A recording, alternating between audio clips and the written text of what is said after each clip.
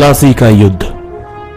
1756 में अली वर्दी खान की मृत्यु के बाद सिराजुद्दौला बंगाल के नवाब बने। कंपनी को सिराजुद्दौला की ताकत से काफी भय था। सिराजुद्दौला की जगह कंपनी एक ऐसा कठपुतली नवाब चाहती थी जो उसे व्यापारिक रियायतें और अन्य सुविधाएं आसानी से देने में आनाकानी ना करे। कंपनी ने प्रयास किया कि सिराजुद्दौला के प्रतिद्वंदियों में से किसी को नवाब बना दिया जाए। कंपनी को कामयाबी नहीं मिली।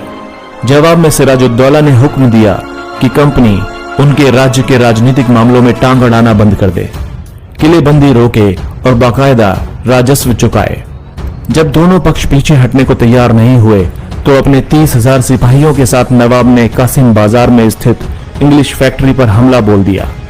नवाब की फौजों ने कंपनी के अफसरों को गिरफ्तार कर लिया, गोदाम पर ताला डाल दिया, अंग्रेजों के हथियार छीन लिए और अंग्रेजी जहाजों को अपने घेरे में ले लिया। इसके बाद नवाब ने कंपनी के कलकत्ता स्थित किले पर कब्जे के लिए उधर का रुख किया। कलकत्ता के हाथ से निकल जाने की खबर सुनने पर मद्रास में तैनात कंपनी के अफसरों ने भी रॉबर्ट क्लाइव के नेतृत्व में सेनाओं को रवाना कर दिया। इस सेना को नौसैनिक बेड़े की मदद भी मिल रही थी। इसके बाद नवाब के साथ लंबे समय तक सौदेबाजी चली। आखिरकार 1757 में रॉबर्ट क्लाइव ने प्लासी के मैदान में सिराजुद्दौला के खिलाफ कंपनी की सेना का नेतृत्व किया। नवाब सिराजुद्दौला की हार का एक बड़ा कारण उसके सेनापतियों में से एक सेनापति मीर जाफर की कारगुजारियां भी थीं। मीर जाफर की टुकड़ियों ने इस युद्ध में हिस्सा नहीं लिया। रॉबर्ट क्लाइव ने यह कहकर उसे अपने साथ मिला लिया था कि सिराजुद्दौला को हटाकर मीर जाफर को नवाब बना दिया जाएगा। प्लासी की जंग इसलिए महत्वपूर्ण मानी जाती है क्योंकि भारत में यह कंपनी की पहली बड़ी जीत थी। प्लासी की जंग के बाद सिराजुद्दौला को मार दिया गया और मीर जाफर नवाब बन गया। कंपनी अभी भी शासन की जिम्मेदारी संभालने को तैयार नहीं थी। उसका मूल उद्देश्य तो व्यापार को फैलाना था। अगर यह काम स्थानीय शासकों की मदद से बिना लड़ाई लड़े ही किया जा सकता था तो किसी राज्य को सीधे अपने कब्जे में लेने की क्या जरूरत थी। जल्द ही कंपनी को एहसास होने लगा कि यह रास्ता भी आसान नहीं है। कठपुतली नवाब भी हमेशा कंपनी के इशारों पर नहीं चलते थे। आखिरकार उन्हें भी तो अपनी प्रजा की नजर में सम्मान और संप्रभुता का दिखावा करना पड़ता था। तो ऐसे में कंपनी क्या करती? जब मीर जाफर ने कंपनी का विरोध किया तो कंपनी ने उसे हटाकर मीर कासिम को नवाब बना दिया। जब मीर कासिम भी परेशान करने लगा तो 1764 की बक्सर की लड़ाई में उसको भी हराना पड़ा। उसे बंगाल से बाहर कर दिया गया और मीर जाफर को दोबारा नवाब बना दिया गया। अब नवाब को हर महीने 5 लाख रुपए कंपनी को चुकाने थे। कंपनी अपने सैनिक खर्चों से निपटने, व्यापारिक जरूरतों तथा अन्य खर्चों को पूरा करने के लिए और पैसा चाहती थी। कंपनी और ज्यादा इलाके तथा और ज्यादा कमाई चाहती थी। 1765 में जब मीर जाफर की मृत्यु हुई तब तक कंपनी के इरादे बदल चुके थे।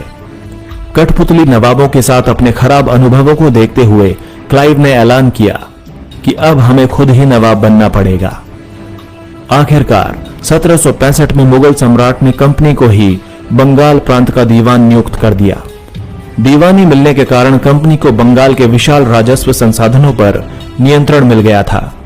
इस तरह कंपनी की एक पुरानी समस्या हल हो गई थी।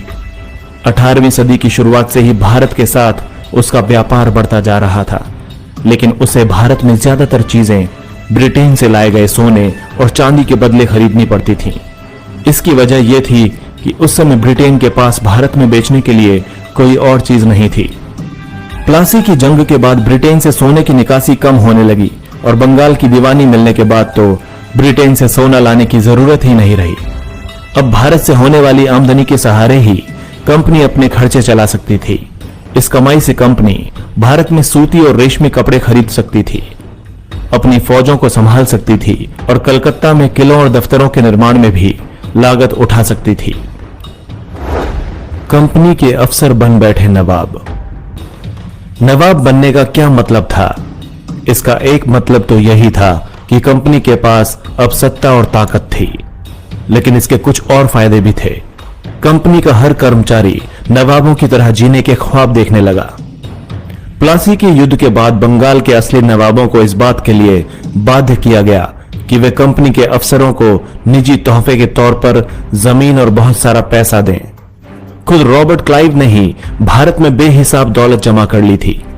1743 में जब वो इंग्लैंड से मद्रास आया था तो उसकी उम्र 18 साल थी।